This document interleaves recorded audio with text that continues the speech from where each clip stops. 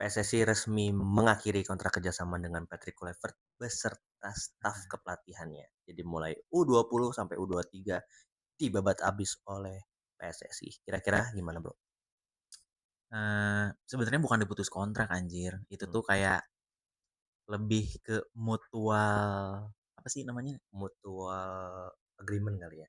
Iya, kayak Nah, kayak lebih ke gitulah ya, mutual itu. Jadi bukan bukan dipecat ya, lebih ke oke kita sama-sama untuk tidak menjalani kerjasama ini. kerjasama lagi. Nah gitu Oke, sih. Tapi kalau misalkan dari gue memang memang seharusnya.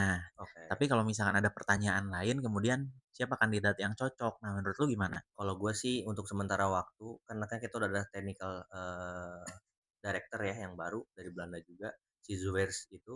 Mhm. Nah, menurut gua untuk sementara waktu takernya menurut gua Alex Partur dulu aja. Alex Partur sambil menunggu beberapa kandidat-kandidat yang diputuskan sama federasi maupun technical director itu sendiri. Oke, tapi lu tahu nggak rumor-rumor siapa aja pelatih? Kalau untuk rumor untuk sejauh ini mungkin yang pertama gua nggak tahu ya ini benar apa enggak itu gue sendiri dengar isu itu pelatihnya si Curaçao juga tuh dari Belanda juga. Terus kalau kalau nggak salah juga ada Erik ten Hag juga. Itu sih rumor-rumornya tapi sejauh ini belum ada yang melekat siapa yang jadi kandidat Nah, pasti untuk pelatih baru timnas itu. kalau kalau gue baca ada beberapa kandidat. Yang pertama STY nih, dia Oke, akan comeback ya. iya katanya akan comeback tapi nggak tahu tuh apakah dia mau atau enggak. Oke, Nah terus yang kedua ada pelatihnya Irak bahkan. oke. Nah terus yang Pelatihnya PSM juga ada kalau nggak salah deh. Pelatihnya ya PSM. jadi menurut lo nama-nama itu ada yang cocok nggak sih?